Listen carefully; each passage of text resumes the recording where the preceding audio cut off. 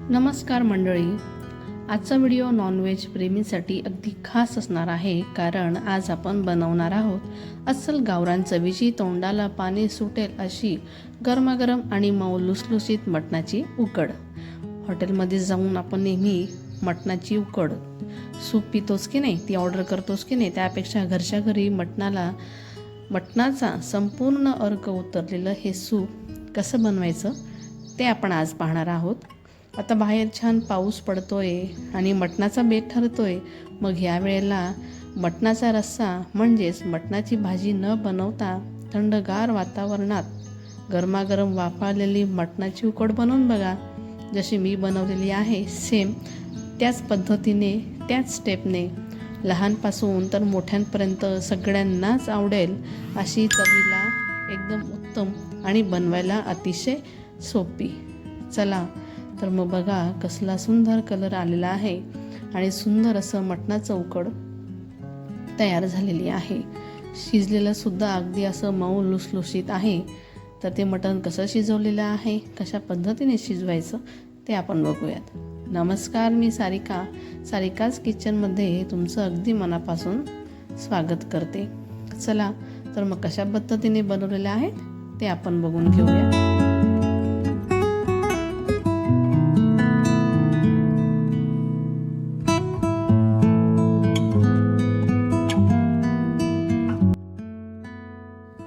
तर मी इथे घेतलेलं आहे मटण. तर मटण मी हे जरा ताटात काढून घेते आणि त्याला मी 5 ते 6 वेळा पाण्याने छान स्वच्छ धुवून घेतलेलं आहे.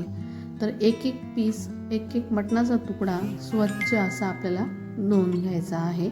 तर बघा कसं छान स्वच्छ धुवून झालेलं आहे. त्याचं लाल पाणी निघोस्तोवर आपल्याला धुवून घ्यायचं आहे. आता बघूया मसाला काय लागणार आहे. तर मी ते छोटं मिक्सरचं भांडं घेतले, त्यात लसूण टाकून घेतलेलं आहे. त्यानंतर त्यात टाकणार आहे आलं. त्यानंतर लागणार आहे हिरवी मिरची. तर मी ते लवंगी मिरची घेतलेली आहे, 4 घेतलेल्या आहेत. तुम्ही यापेक्षा कमी, यापेक्षा जास्त करू शकता जर तिखट आवडत असेल तर. त्यानंतर छान अशी गावरानी कोथिंबीर घेतलेली आहे. तर मिरची थोडी कमी प्रमाणात टाका, म्हणजे लहान मुलंही पितील, तर पिताना ठसका जायला नको, म्हणून मी स्वतःच कमी प्रमाणात मिरची ठेवलेली आहे. तर त्याची छान अशी पेस्ट आपल्याला बनवून घ्यायची आहे. यापेक्षा थोडं जाड तुम्ही ठेवलं तरी काही हरकत नाही, जसा ठेचा असतो सेम त्या पद्धतीने. तर मटणावर अगोदर टाकून घ्यायचं आहे हळद. त्यानंतर टाकायचं आहे मीठ. तर मीठ आता तुम्ही सूपसाठी जेवढं मीठ वापरणार आहात तेवढंच मीठ आपल्याला पूर्ण इथे टाकून घ्यायचं आहे.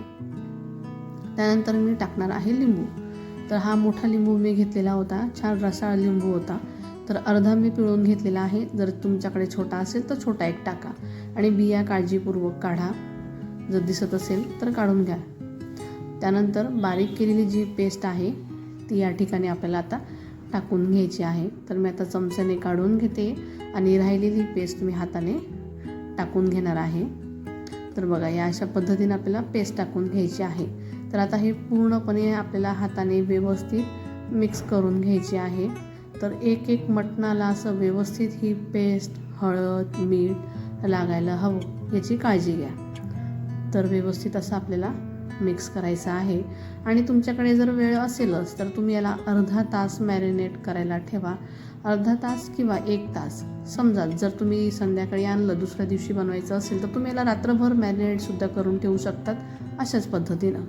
जर वेळ नसेल तर तुम्ही साधारण 15 मिनटं तरी मॅरिनेट करून ठेवा. जोपर्यंत आपण इतर तयारी करतोय तोपर्यंत 15 मिनटं तर तुम्ही ठेवू शकतात, कारण थोडं फार तरी मॅरिनेट झालं ना मग मटणाच्या तुकड्यांना सुद्धा छान चव येते.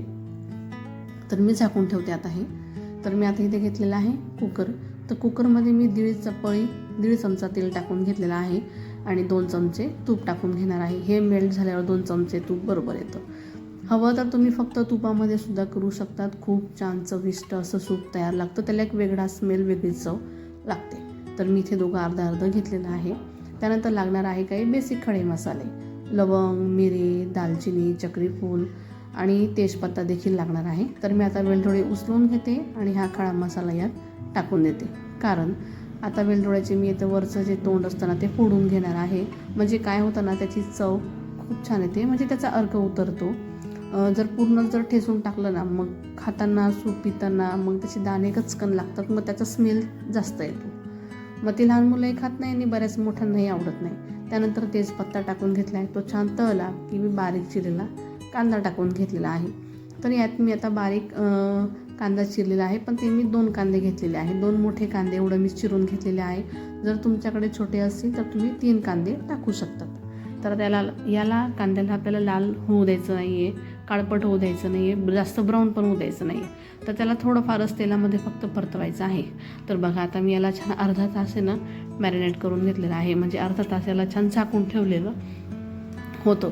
तर आता कांदा पण छान तळून झालेला आहे. तर त्यात मी आता हे मटण टाकून घेते. बघा कसलं छान मुरलं आहे, छान त्याला एक पीसला तो मसाला लागलेला दिसतोय. तर मी यात पाणी टाकून हे वापरून घेणार आहे, कारण त्यात पेस्ट वगैरे लागलेली आहे. तर याला पूर्णपणे ना आपल्याला व्यवस्थित आहे ना मिक्स करून घ्यायचं आहे. मिक्स करताना घाई करू नका, उकड काढताना कधीही घाई करू नका. व्यवस्थित स्टेप बाय स्टेप केलं तरच कुठलीही रेसिपी छान लागते. तर आता याला व्यवस्थितपणे मिक्स करून घेते आणि 10 ते 15 मिनटं मी याला झाकून ठेवणार आहे, बिना पाण्याचं, पाणी न टाकता. त्यावर छान बारीक अशी गावरानी कोथिंबीर टाकणार आहे. मार्केटला खूप छान बारीक गावरानी कोथिंबीर होती म्हणून ती आज आणलेली होती आणि आज त्याचाच वापर छान केलेला आहे, भरपूर वापर केलेला आहे. तर ती छान कोथिंबीर टाकून घेतलेली आहे. पुन्हा त्याला मिक्स करणार आणि मग त्याला 15 मिनटं मी झाकून ठेवणार आहे. तर आत्ताच खूप छान त्याचा स्मेल येतो आहे. तूप टाकलं असल्यामुळे तुपाचा सुद्धा त्याच पद्धतीने छान त्याचा स्मेल येतो आहे. बाजारातून अगदी योग्य ते साहित्य निवडून आणण्यापासून ते तुमच्यासाठी परफेक्ट पदार्थ तयार करेपर्यंत कोणतीही रेसिपी जेव्हा आपण पूर्ण मनापासून आणि आवडीने बनवतो ना, तेव्हा त्यामागे खूप मेहनत असते. आणि जेव्हा तुमची एक सुंदर कमेंट किंवा लाईक या व्हिडिओला मिळते ना, तेव्हा त्या सगळ्या कष्टाचं खरोखर चीज झाल्यासारखं वाटतं. तर आपल्या या छोट्याशा सारिकास किचनला तुमच्या साथीची आणि सपोर्टची खूप खूप गरज आहे. तुम्ही दिलेली पावती आणि तुमचा हाच पाठिंबा मला रोज काहीतरी नवीन चविष्ट आणि साध्या सोप्या पद्धतीने तुमच्यासाठी घेऊन येण्याचा एक वेगळा उत्साह देतो. म्हणजेच जर तुम्हाला आजची ही रेसिपी मनापासून आवडली असेल तर प्लीज व्हिडिओला लाईक नक्की करा, तुमच्या मित्रमैत्रिणींसोबत शेअर करा आणि आपल्या चॅनलला वर जर नवीन असाल तर सबस्क्राईब करायला विसरू नका. तुम्हाला हा पदार्थ कसा वाटला हे मला कमेंट करून तुम्ही नक्की सांगा आणि तुमच्या प्रत्येक कमेंटची मी अगदी मनापासून वाट पाहत आहे. चला तर मग आता पुढे बघूया काय करायचं आहे ते.